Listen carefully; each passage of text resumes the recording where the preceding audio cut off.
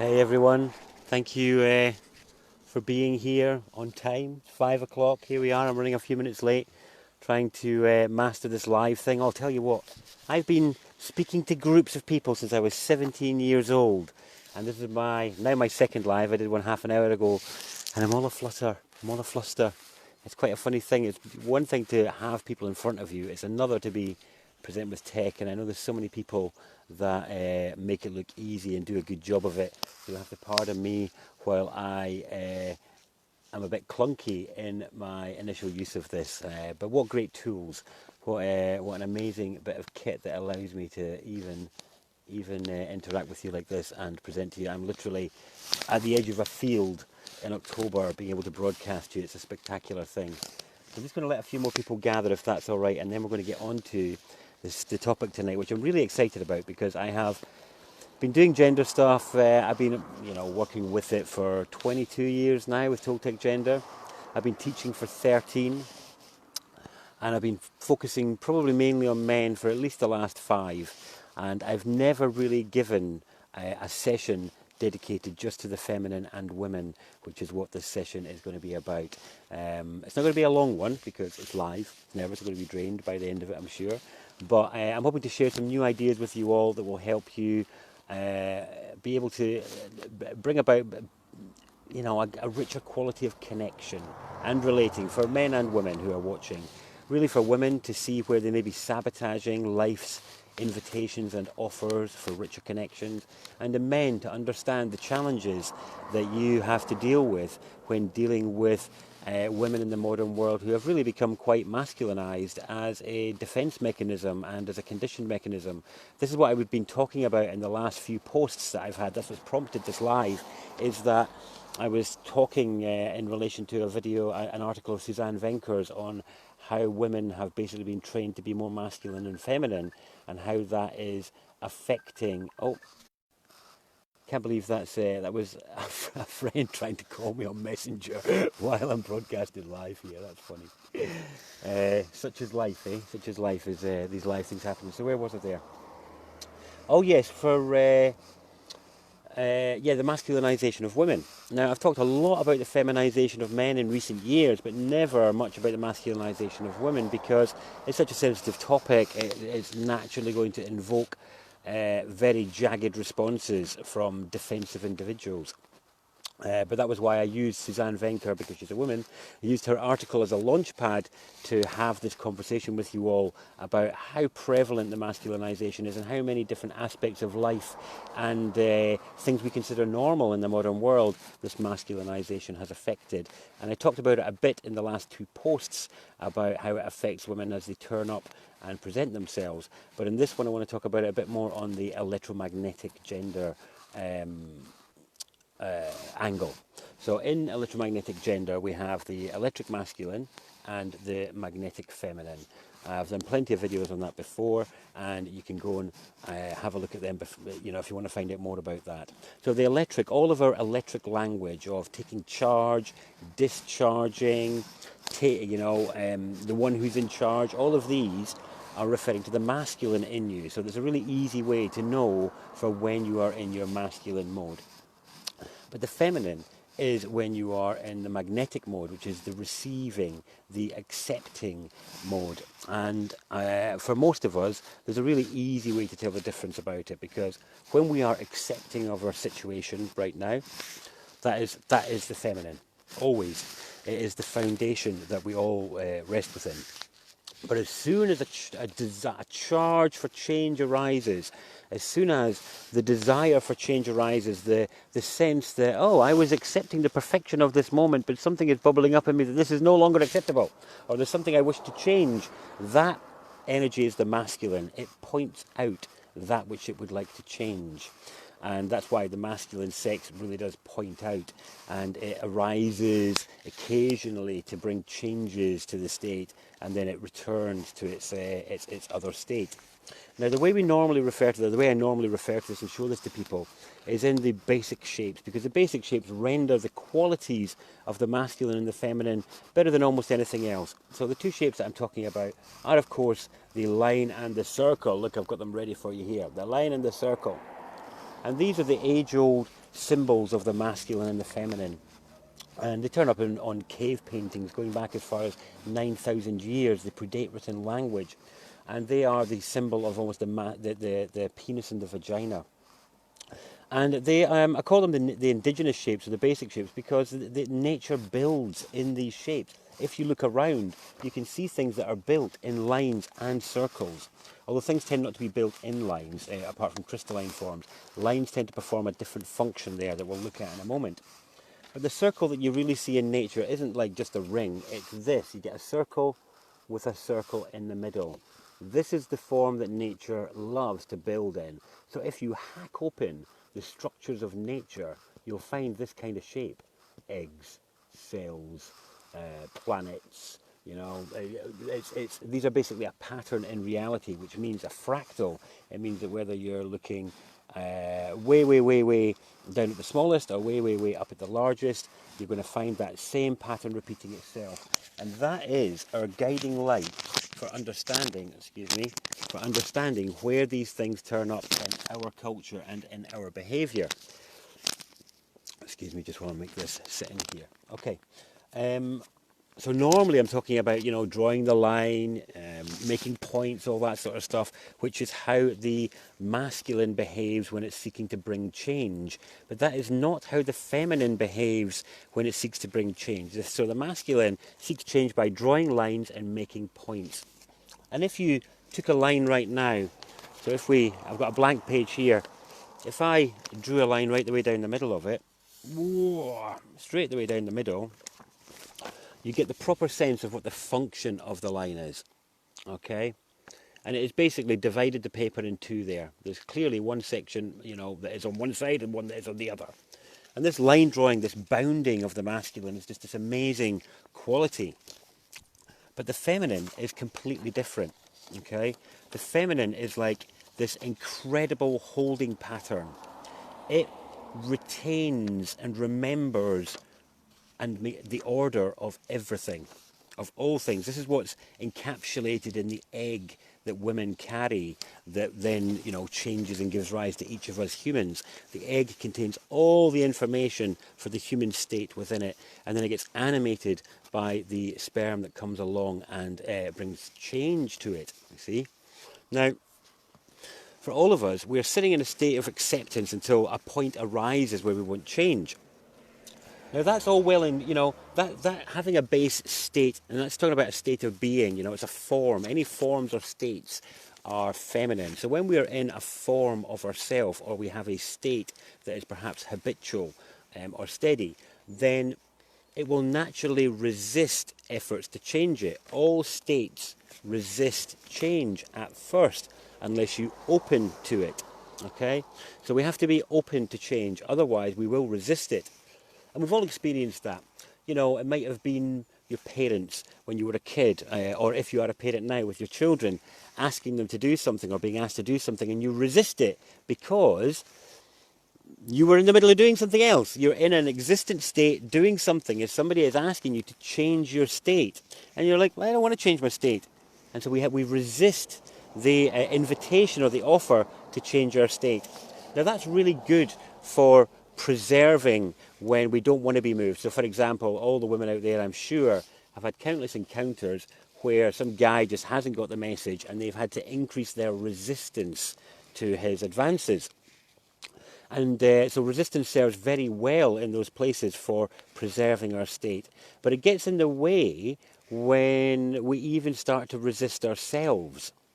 You see, now gender, all of electromagnetic interaction is gender. It's like a limb, like your emotions are, like your thoughts are, like your body is.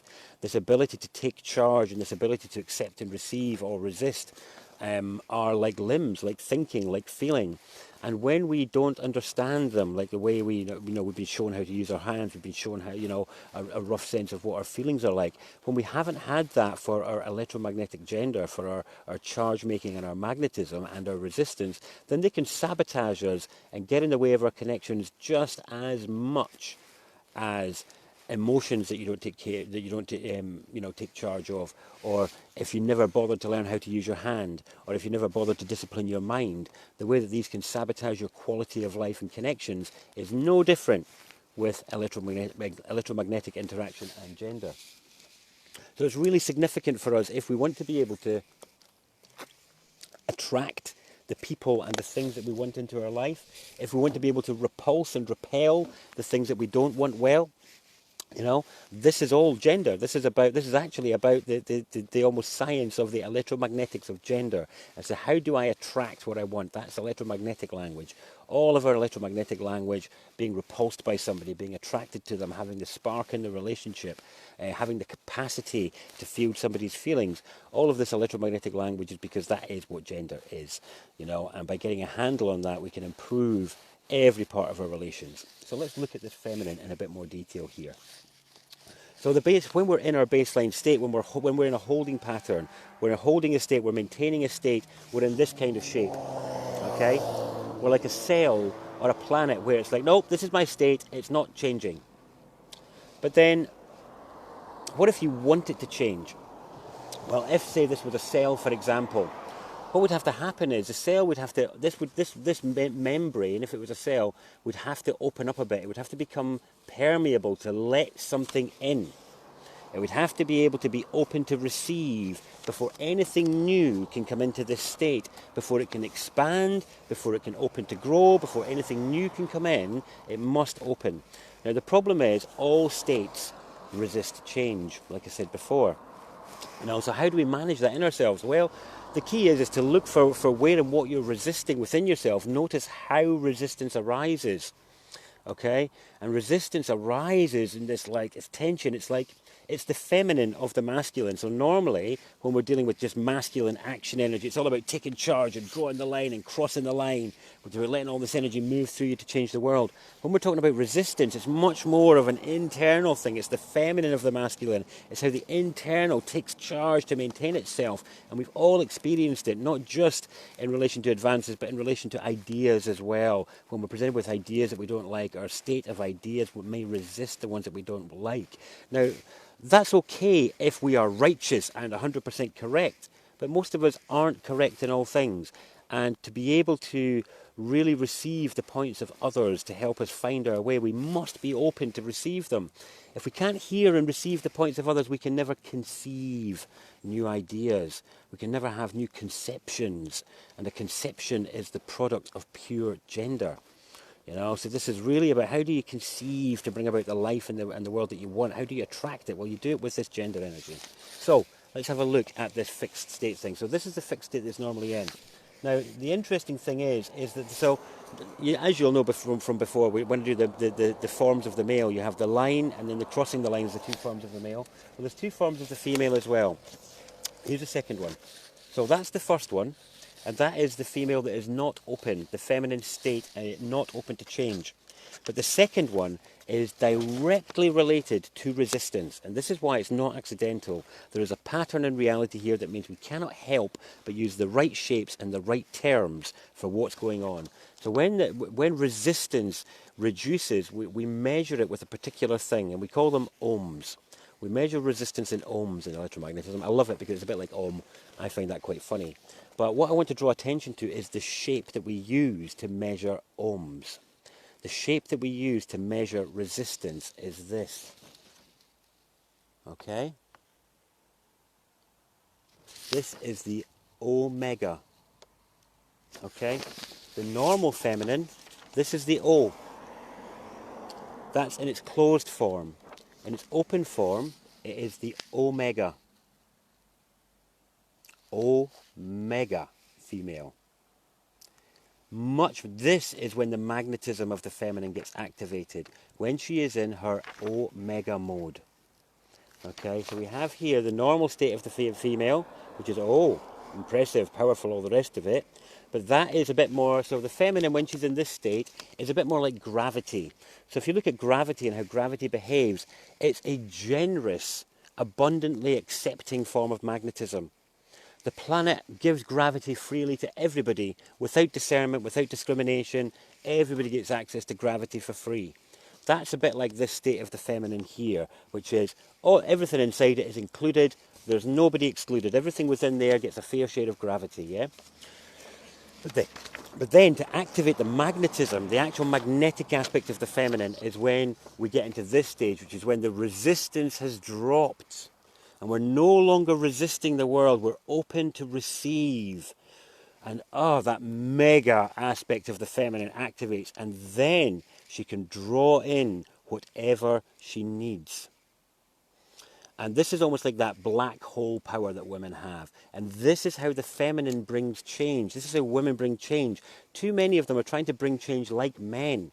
And they're going out there wielding charge like men, drawing big points and making big lines. And then they're wondering why they're not getting the connection and the reward that they thought such empowered action would bring them.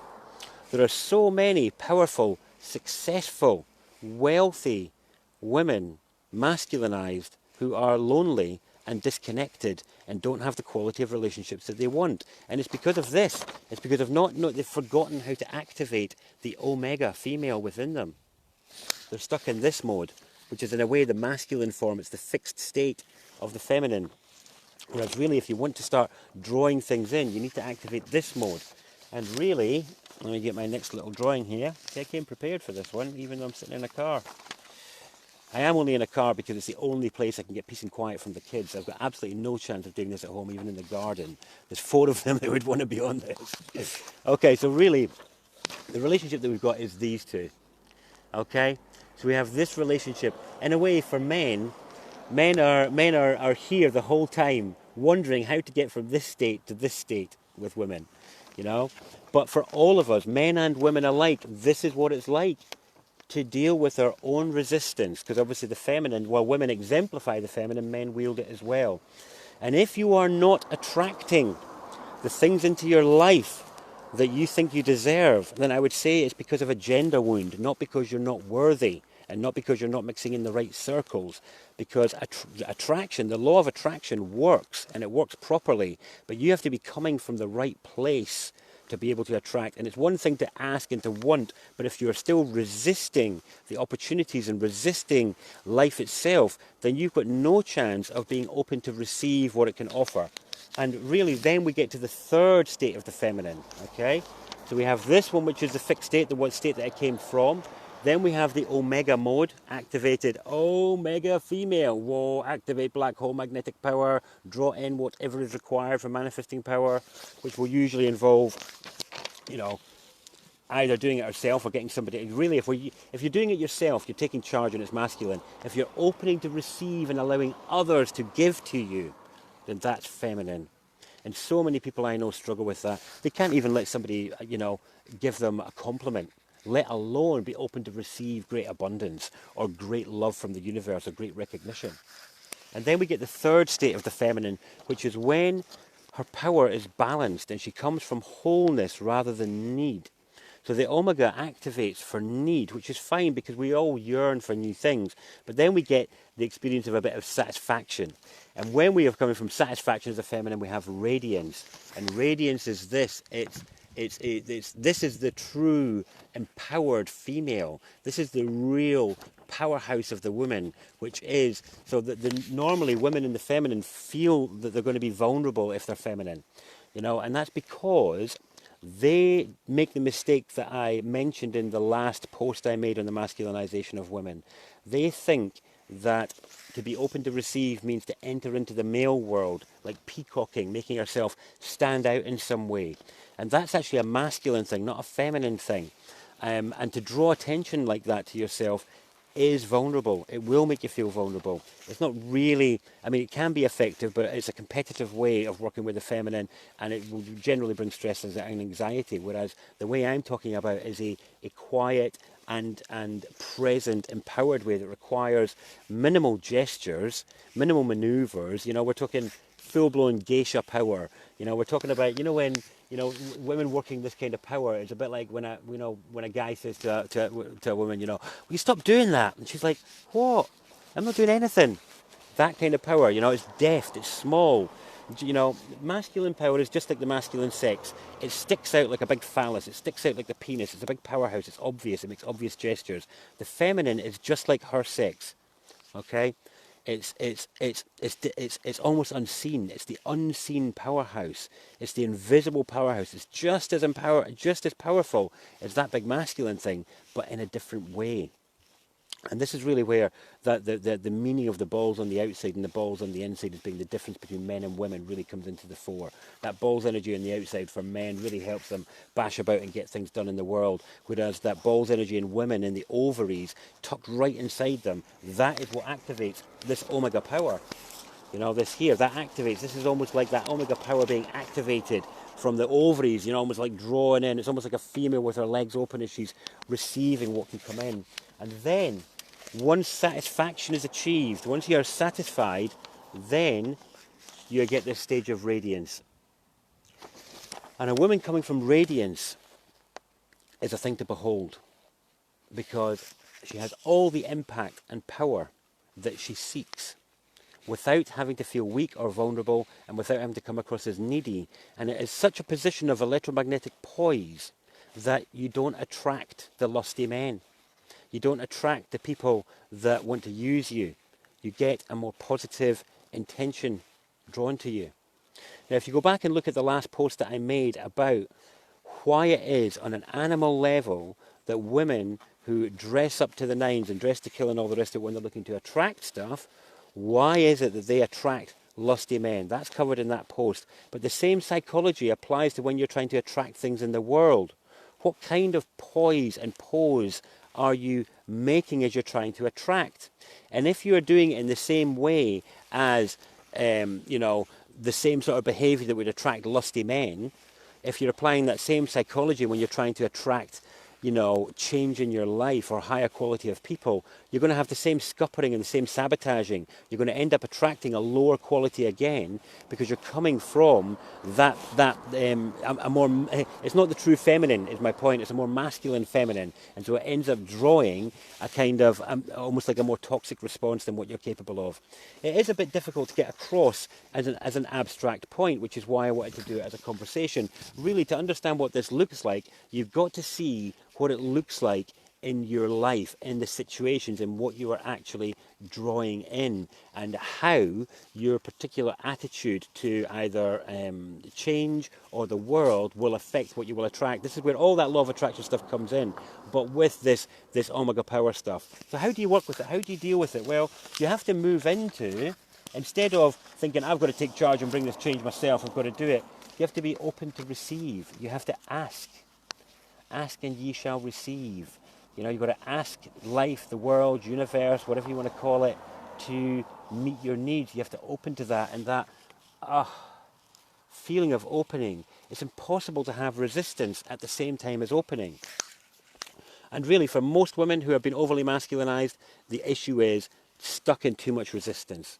That is the problem. And if you can practice dropping your resistance at different parts of the day, just to see what it brings for you, I'm going to be willing to bet you'll be interested in some of the results. Because one of the things is, if you're in the masculine all the time and you're drawing lines and all that sort of stuff and making points, people draw lines and make points all the time. There's no care involved, because it's a bit like the masculine, it's really fast. But when you're working with the feminine, you try and draw a circle quickly. It doesn't work, does it? You've got to draw a circle with care. You have to wield the feminine with care. And so it will bring with it self-care. If you're not in a position of self-care and self-love and self-acceptance, you literally cannot be in the feminine. You are in the masculine all the time, not accepting. And that's not a healthy place to be, and you're not going to be able to draw the connections and the quality that you want and deserve when you're in that state.